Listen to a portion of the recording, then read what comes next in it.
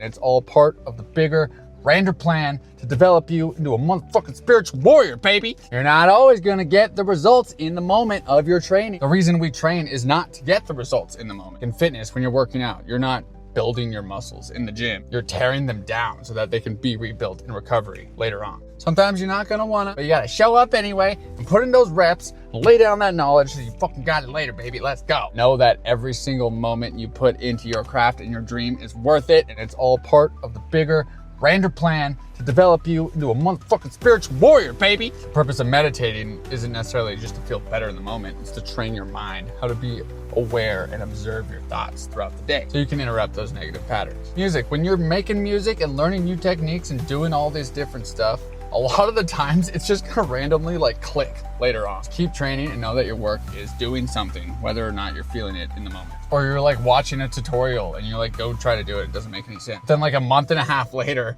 you're trying to tinker with this thing in a track, and then it just comes back and it clicks. But if you never put in that initial work, you would never have the knowledge or the opportunity for that to come back around. Much love, happy Monday, fam. Let's go, let's get it, let's crush it, let's go.